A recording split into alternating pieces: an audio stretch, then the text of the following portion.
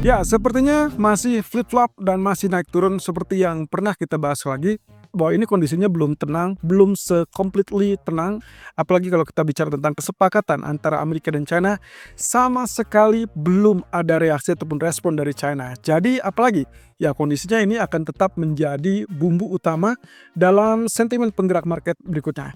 Kira-kira apa yang harus kita ketahui berikutnya? Ini dia ulasannya. So, penggerak market atau yang membuat market bergerak tadi malam masih tetap di kisaran yang sama, tarif, lagi-lagi tarif, dan hubungan antara Amerika dan China sepertinya masih menjadi target utama yang ditunggu pasar tentunya.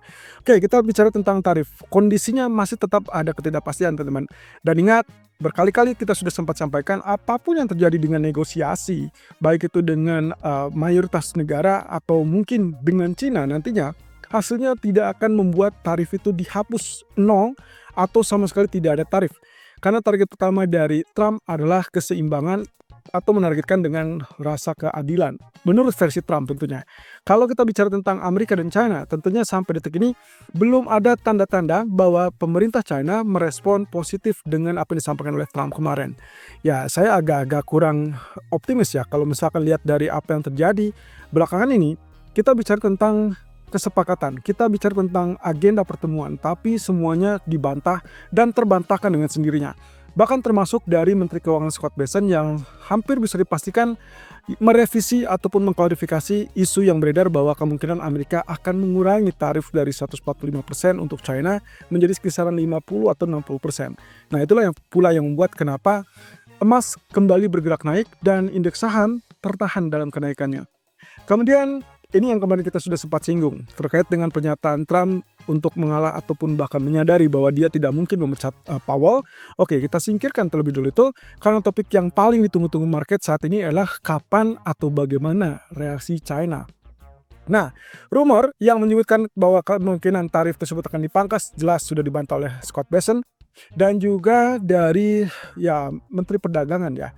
Kemudian yang kita lihat di sini adalah pernyataan Trump sendiri yang mengatakan bahwa seberapa cepat tarif itu akan sangat bergantung dari respon atau reaksi China. Ya, dia menargetkan sebetulnya minimal ada reaksi ataupun ada tanggapan positif dari China untuk mencoba mungkin cooling down ataupun menargetkan pertemuan di antara kedua pihak. Nah, jika China tidak berespon, Trump mengatakan bahwa mereka akan tetap menetapkan tarif dalam waktu 2-3 minggu ke depan. So, catat di agenda kalender kalian bahwa dalam 2 atau 3 minggu ke depan dari sejak 24 April ini, ya berarti minggu kedua bulan Mei atau minggu ketiga bulan Mei ya, ini akan menjadi catatan penting bagi kita semua yang menantikan apakah akan ada kesepakatan kerjasama ataupun mungkin redanya ketegangan antara kedua pihak atau tidak. Kalau dari beberapa catatan yang terjadi dan yang saya baca, secara sejarah kayaknya rumit. Dan ini mungkin belum akan terjadi kesepakatan apapun. Bahkan berita yang terbaru saya mendapatkan bahwa Presiden Xi Jinping kemungkinan menginginkan China untuk bekerja sama dengan negara lain untuk mungkin memperbaiki terkait dengan peraturan perdagangan. Ya, saya rasa ini masih menjadi target yang jangka panjang tentunya, dan termasuk juga masalah tarif ini. Kalaupun misalkan dipangkas dari 145%, ya tentunya masih tetap menyisakan beberapa persen. Makanya kalaupun ada rumor mengatakan akan dipangkas menjadi 50 ataupun 60%, sebenarnya poin utamanya bukan di sana. Poin utama bagi China adalah kalau mau negosiasi, kalau mau muncul kesepakatan, maka bicara tentang perdagangan yang adil dan harusnya tidak ada pengenaan tarif tersebut kecuali dengan kesepakatan dari kedua belah pihak.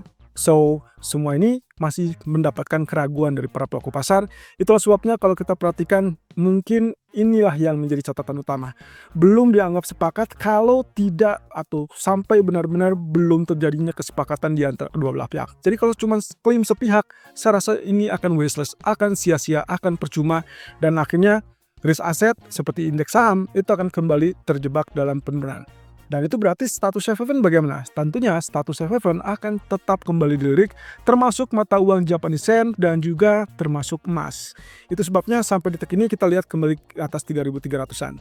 Oke, so ada beberapa catatan di sini. Tarif yang kemungkinan akan ada untuk Kanada Ancamannya lebih serius 25% untuk mobil ataupun kendaraan dari Kanada dan kelihatannya bisa lebih tinggi.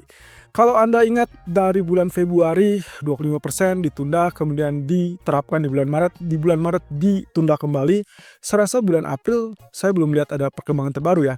Tapi tanda-tandanya memang ini tetap diberlakukan, teman-teman. Artinya, walaupun resiprokal yang kemarin dikatakan ditunda 90 hari ke depan, which is tinggal 2 bulan lagi ya, atau 60 hari lagi ke depan, kelihatannya akan sulit untuk mendapatkan kesepakatan dan akhirnya berujung kepada aksi retaliation ataupun pembalasan dari Kanada ataupun bahkan Meksiko. Bukan hanya Cina, ini yang harus kita jadi catatan. Kemudian tarif untuk Jepang mengatakan bahwa kelihatannya Amerika tidak akan menganak-emaskan Jepang dan itu tidak akan memberikan perlakuan tarif khusus ke Jepang. Dampaknya juga saya sangat tunggu ya. Ini kan penasaran apakah akan berdampak serius kepada ekonomi apa tidak. Tapi di sisi lain, ya mungkin ini akan mengganggu atau menghambat rencana kenaikan suku bunga dari BOJ dalam waktu dekat. Kemudian tarif untuk Uni Eropa dikatakan bahwa denda yang dilakukan oleh Uni Eropa terhadap Apple ataupun Meta, kelihatannya ini ditanggapi dengan serius dan dianggap pelanggaran. Bahkan dikatakan oleh Trump dan Amerika mengatakan bahwa ini sebagai bentuk baru dari pemerasan ekonomi. Jadi saya rasa lagi-lagi teman-teman, kesepakatan ya apapun hasil negosiasi yang katanya sudah menemukan titik kesepakatan, kemudian ada kecenderungan siap-siap untuk mengumumkan kesepakatan, kelihatannya hanya kamuflase atau bumbu semata. Sementara realisasinya masih belum kelihatan konkret, sehingga inilah yang membuat kenapa dampak yang sangat serius dari kebijakan tarif membuat ketidakpastian ekonomi masih tetap terasa. Dan terakhir tentunya tarif untuk China, siap-siap saja 145% mungkin kalaupun dipotong atau dipangkas berapa besar? Mungkin tidak akan sampai 60%, walaupun rumornya bisa sampai ke 60%. Ya kita anggap saja yang paling besar mungkin 60% atau menjadi 50% seperti yang dirumorkan, walaupun sampai saat ini Scott Bessent mengatakan tidak mungkin. Nah, tapi pada dasarnya karena tidak mungkin sampai 0, maka inilah yang menjadi catatan tambahan. Apa mungkin seorang Presiden Xi Jinping mau bertemu ataupun negosiasi dengan Amerika kalau ternyata yang diturunkan itu hanya tarif sekitar setengahnya? Padahal yang diinginkan adalah tidak ada tarif resiprokal tersebut dan mungkin kita bisa bicara tentang kebijakan yang sama-sama saling menguntungkan. Ya kita tinggal tunggu saja apakah periode perang dagang pertama yang waktu 2017 itu betul-betul semakin nyata dan bahkan mungkin di jilid kedua ini semakin panas. Ya, kemudian dari IMF mengatakan bahwa mata uang Jepang, Japanese Yen, kemungkinan kita akan lihat ini sebagai status safe haven. Alasannya sederhana, ekonomi Jepang yang masih kuat, kemudian stabil dan juga gampang atau mudah diprediksi. Saya rasa statement ini akan membuat diuntungkannya mata uang yen. Itu yang terlihat dari USD Japanese Yen bergerak turun kembali setelah kemarin sempat ke 144 atau nyaris 144 ya. 143, hari ini pun sempat 143 tapi turun kembali 142. Saya rasa ini berarti mengisyaratkan bahwa tidak perlu capek-capek, tidak perlu tergesa-gesa untuk BOJ menaikkan suku bunga supaya mendapatkan mata uang yen yang kuat. Melainkan dari rekomendasi yang dilakukan oleh IMF ini, mereka harusnya merasa terbantu. Otomatis, ini yang menjadi pemikiran para pengamat, kemungkinan BOJ akan kembali tahan suku bunga di pertemuan bulan depan. Bulan Mei dan bulan Juni tentunya. Nah, kondisi ini yang tentunya kita akan lihat menjadi catatan khusus. Bisa saja kalau misalkan ternyata rekomendasi dari IMF ini benar, maka secara leluasa USD Japanese sangat turun. Sementara dari sisi ekonomi ataupun dari dampak BOJ mungkin baru akan terasa di kisaran Juni ataupun Juli. Kalau misalkan ini dengan catatan tidak ada gejala yang merugikan dari kondisi ekonomi Jepang. Nah, inflasinya sendiri diperkirakan oleh IMF kemungkinan akan mencapai target BOJ yang diinginkan 2% itu adalah di tahun 2027, bukan 2026. Nah, ini cukup menarik karena 2 kali pertemuan ke depan, Mei dan Juni, tentunya akan menjadi tanda-tanda khusus apakah kita akan melihat ada pendukung tambahan untuk BOJ menaikkan atau tidak. Dan sementara itu dari Fed Speaker, kali ini dari Beth Hammack, yaitu Presiden Fed dari Cleveland Fed. Dia mengatakan bahwa kondisi saat ini adalah uncertainty atau ketidakpastian yang menjadi masalah besar untuk perekonomian Amerika.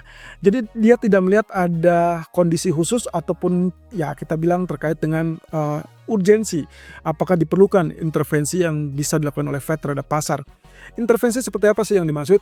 Kalau kita lihat dalam 1 atau 2 minggu terakhir kita sempat dikhawatirkan atau ya bisa dibilang ada alarm berbahaya dari tanda-tanda yang ada di grafik ataupun dari pasar obligasi. Ya, obligasi pemerintah terutama tenor 30 tahun itu justru mengalami penurunan yang sangat signifikan. Alhasil, imbal hasil atau US Treasury nya malah mengalami kenaikan. Nah, satu sisi itu yang juga membuat kenapa keraguan terhadap kebijakan pemerintah yang terbaru membuat posisi bond atau obligasi yang tadinya sebagai safe haven dan saat terjadinya kericuhan ataupun ke chaos ekonomi, ternyata posisinya justru tergantikan dengan emas ataupun bahkan mata uang Japanese yen. Nah, posisi inilah yang akhirnya membenamkan US dollar. Status ini yang membuat dia terbenam. Nah, intervensi yang dimaksud nantinya ada kecenderungan nantinya mungkin saja Fed diperlukan untuk ya katakanlah mungkin semacam bantuan, semacam intervensi dengan melakukan pembelian obligasi pemerintah. Jadi obligasi pemerintah nantinya akan dibeli oleh bank sentral sebagai bentuk stimulus atau stimulasi. Nah, ini yang juga pernah terjadi, salah satunya adalah waktu quantitative easing. Jadi kalau teman-teman ingat media tahun 2008-2009, itulah kaitannya dengan QE atau quantitative easing. Kalau sampai itu diperlukan, maka tindakan Fed akan segera terjadi. Nah, ini yang dimaksud oleh Beth Hammack. Nah, oleh karenanya, menurut Beth Hammack, dia tidak melihat ada urgensi untuk melakukan hal tersebut. Justru saat ini yang diperlukan adalah standarisasi dan harus ada standar tinggi. Kira-kira kapan dan bagaimana reaksi ataupun apa yang harus dilakukan oleh Federal Reserve. Nah, kemudian, kalaupun misalkan terjadi pergeseran sentimen bagi Beth Hammack, ini adalah hal yang wajar dalam pasar. Jadi saat terjadinya chaos ataupun ketidakpastian, ya otomatis orang akan bergeser pada status safe haven. Bukan karena hal yang mungkin ditakutkan terjadinya resesi. Belum. Setidaknya sampai saat ini belum kelihatan seperti itu. Nah, ini juga yang membuat ada kondisi yang sama peringatannya dari UBS.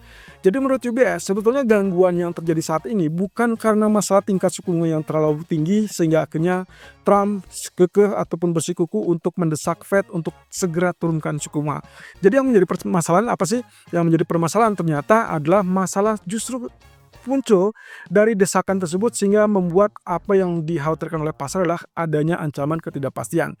Ketidakpastian inilah yang membuat chaos ataupun kecenderungan panik yang terjadi pada pasar. Panik selling pada indeks saham, kemudian ditandai dengan meningkatnya permintaan atau arus kepada safe haven, dan itu juga yang menekan US dollar. Jadi kalau misalkan lihat dari kondisi ini, maka yang dilihat oleh UBS adalah jangan sampai terdesak untuk menurunkan suku bunga, dan itu yang tidak tepat menurut UBS. Bahkan pasar saat ini tidak merasa nyaman kalau ternyata posisi independensinya Fed atau bank sentral dalam ini justru di bawah ancaman. Nah, berarti kalau misalnya kita lihat setelah pernyataan kemarin dari Trump yang mengatakan bahwa dia tidak ada intensitas ataupun tendensi untuk memecat ketua Fed Jerome Powell, sebetulnya ya balik lagi. Target Trump adalah mendesak untuk bank sentral segera turunkan suku bunga. Kalau itu belum terjadi, belum terwujud, kami merasa bahwa kemungkinan lagi-lagi Trump akan mendesak ataupun bahkan mengganggu kinerja dari Powell. Jadi kita akan lihat di sini posisi ketidakpastian inilah yang akan menjadi tanda-tanda dasar kemana arah ekonomi berikutnya. Kalaupun kita bicara tentang dikhawatirkan akan terjadi perlambatan ekonomi, ya bank sentral pun mengakui itu. Tapi yang jadi masalah adalah efek dari tarif itu yang menimbulkan keraguan untuk Fed segera menurunkan suku bunga. Karena mau tidak mau, inflasi masih terlalu rentan dan bisa saja mengalami kenaikan. Setidaknya Fed ingin memastikan apakah posisi inflasi tersebut akan sustain atau hanya lonjakan sementara. Ya, kalaupun kita lihat dari Austin Goolsbee kemarin mengatakan bahwa lonjakan itu kelihatannya hanya bersifat sementara. Tapi ya, ini adalah wording yang cukup bagus dari UBS sehingga kemungkinan bisa saja menjadi catatan khusus untuk Trump dalam hal ini jika suatu waktu dia kembali berpikir untuk memecat Powell. Sementara untuk data ekonomi untuk hari ini kita akan melihat dari initial jobless claim Amerika, kemudian ada durable goods order Amerika, kemudian ada Jerman IFO business climate yang sebetulnya kalau misalnya kita perhatikan dari apa yang terjadi dalam seminggu terakhir, sebetulnya data ekonomi ini sepertinya tidak akan terlalu berpengaruh. Contoh yang tadi malam terjadi, new home sales, kemudian data PMI yang harusnya mendesak kepada emas kembali turun, ternyata setelah penurunan justru dia berbalik naik dengan sangat cepat. Emas contohnya 3260, kemudian rebound sampai 3320-an. Artinya langsung melejit begitu saja hampir 100 ya kalau tidak salah, atau 60 poin terkenaikan. Artinya dalam kondisi tersebut masalah ketidakpastian yang masih jauh lebih kompeten, sehingga tepat rasanya apa yang disampaikan oleh UBS. Warningnya adalah bukan karena masalah suku bunga, bukan juga masalah data ekonomi, melainkan karena ketidakpastian. Dan itu berarti masalah tarif. Lagi-lagi teman-teman, kalaupun datanya lebih bagus dari investasi, ya dolar akan mengalami lonjakan atau kenaikan. Mungkin emas ataupun other currency akan mengalami penurunan yang versus dolar, tapi di sisi lain reaksi sebaliknya teman-teman itu bisa terjadi karena reaksi dari market terhadap data ini kelihatannya akan bersifat terbatas atau sementara. Jadi hati-hati, kemungkinan setelah data ekonomi langsung saja fokus kepada kebijakan ataupun bahkan perkembangan tentang tarif atau hubungan Amerika dan China.